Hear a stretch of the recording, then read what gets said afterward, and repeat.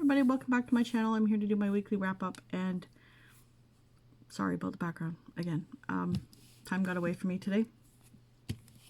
So I finished 3 books this week. 2 were really good.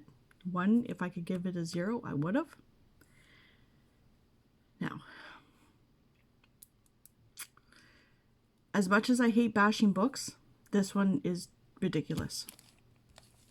It's The Roofers by John Hurley. I've talked about this before.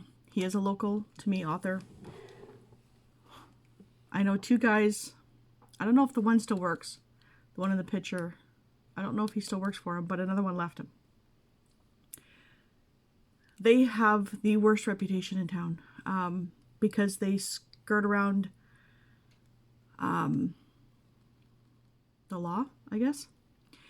They don't like when people call the safety inspectors on them, but they call the safety inspectors on everybody in town. So this is about roofers and shinglers, to be not the ones who actually build the trusses to put the roof on, but the ones who put the shingles on the roof, which is what my husband does. My husband has not met him. I have not met him. Okay, so we don't know him personally, but we do know people who have worked for him. He has put his characters in here. It's supposed to be a fiction story, but the characters in here are real people. And I'm not kidding. The friend of ours that is in here, he's only in here like once or twice, and his picture is in the back.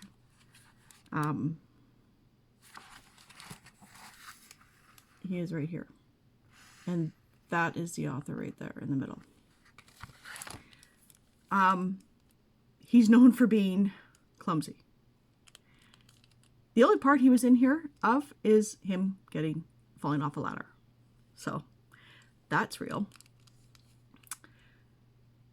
Now, this is so over the top, unrealistic when it comes to things that are happening. He brags that he skirts around the safety guys because he has a massive big crew to do it very quickly so that when the safety guys are called on, they don't show up in time because they're already done the job and gone to the next one. But then he brags about the fact that he does not follow the safety laws. And I've witnessed them. In fact, our neighbor across the street got them to do the roof. Everybody else around here has got my husband. The neighbors across the street got them to do the roof. And I watched them. No, they are required to have hard hats if they're above 6 feet above the ground. No hard hats. They are required to have safety harnesses. No safety harnesses. They are required to wear steel toe boots. No steel toe boots. And they brag about it. And he brags about it in here. But then he gets mad when somebody calls the safety inspector on him. But he does it himself on everybody else. So I went in this knowing, but I kind of went in impartial, if that is. And I ended up hate reading it the whole entire way because he is so misogynistic. It's okay for the guys to cheat on their wives, but if a wife or a girlfriend cheats on the men, oh boy. Men are only good for cooking, cleaning, and sex. That's it. And every woman that walks by them appreciates and loves their attention when they wolf whistle at them. It was disgusting. So, yeah. I gave it a 1. I never want to see this book again. Okay, rant over. The next book I finished was The Perfect Play by J.C. Burton, and it's book 1 in the play-by-play novels. I know you can't see it very well because this is just like the little preview cover, but it is about Mick and Tara. Yeah, Tara. He's a football player. She's an events planner. His football team it's NFL. And his football team is at this event. He meets her, sparks fly immediately. She thinks it's just a quick fling. He does too, but he can't get enough of her. She has a 14-year-old son, and she pretty much lives her life for him. Now, don't get me wrong. Being a mom is hard. You want to do everything for your kids. But it's to the point where he's 14 and He can't do certain things. And she is only working to pay for his way in life.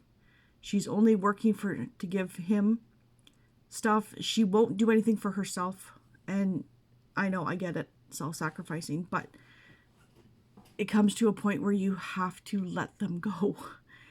And after she meets Mick, things start to, improve. So it was a lot of miscommunication, as most romances are. So I gave it a 4. Yeah, I don't really want to say much because a lot of it is just the back and forth of that relationship.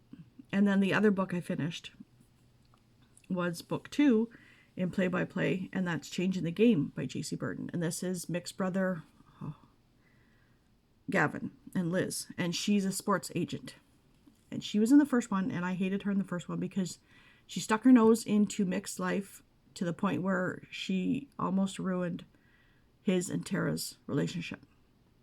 She has been his agent since day one. And she is also his brother's agent, and his brother plays for the MLB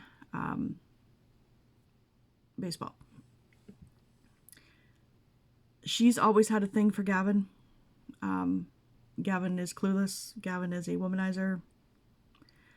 So she doesn't want it to go too far because she doesn't think there's anything to it. He can't get enough of her. The back and forth, miscommunication, yada yada. So I gave that one a 4 too. So let's see if that'll come up. So, okay. Those are the 3 books I've finished reading. I'm currently reading 2. I will be starting one. Oh, I forgot the other one's over there. Give me 1 sec.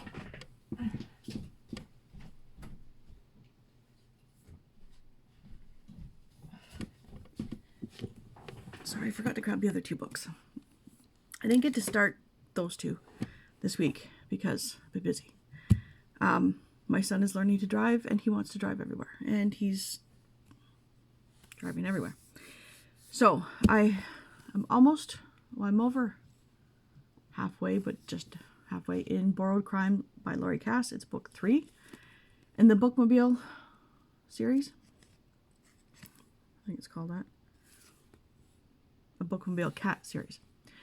This is about a woman who runs the Bookmobile. She works for the local library. She hates her boss because he's so anal about things. And so she has a volunteer. That volunteer can't make it that day, so her husband takes it. And while they're stopped at a gas station, and he's around back at the gas station going to the bathroom, he gets shot and killed.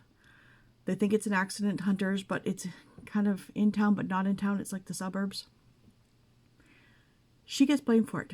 His sister is putting a lawsuit on her, on the library, and her specifically, because it happened on the Bookmobile. Now, this is the one thing that is irking me about this one is it didn't happen on the Bookmobile. It happened around the corner at a gas station. So why it keeps saying, or why she doesn't even, like, it, she makes it known that it didn't happen on the Bookmobile in her head, but not to everybody else. So it's irksome. But her boss wants her to resign because of this. He wants the Bookmobile to be shut down because he hates it. He hates the Bookmobile probably because he didn't think of it. So yeah, it's kind of weird. And it's a cat that kind of finds clues because it's her cat that kind of claimed her in book 1. Now, one thing about this is happening in November, December, around Thanksgiving, and there's snow on the ground. Why is this showing summer? Yeah, so there's that one. And then this will take me I'm planning it all month to read it. So I'm taking my time with it. And I've read it years ago, but I don't remember it at all. And it's 4 Past Midnight by Stephen King. It's 4 short stories, novellas. And right now I'm just reading The Langoliers, and it's about time jump. Sort of. So they're on a plane. Everybody that's asleep on that plane jumps through time. Everybody else is gone, including the pilot. Luckily, there's a pilot on there going home. So there's like 11 other people, 10 other people. One of them is a blind girl. One of them is a crazy man. So it's interesting. So those are the two that I'm reading. The ones I will be starting definitely this week, is Hell on Wheels by Julianne Walker. I know it's book 1 in a series, I believe. Don't know what it's about. It's just to match a challenge, which is just to read this author. So that's the first. I know it's definitely one in a series. So I'll let you know about that one. And then Interpretation by Dylan Callens and Linden Falls by Joshua Hershey. This one is science fiction. This one's fantasy. This is Good versus Evil Christian. And this one, I keep forgetting what it's about. Some journey. Wakens to find his son Liam screaming with fear. Liam believes that his father is trying to kill him. Neighbors gather in front of Carl's apartment to help until they see him. The crowd cowers back, sharing Liam's fear at the sight of this monster. So something's going on with him. So we shall see. I know it's quick. I know it was kind of ranty. Like I said, it was kind of busy, and I've let time get away from me today. So let me know if you've read any of these, if you've enjoyed them. Don't forget to comment, like, and subscribe, and I will talk to you later. Bye.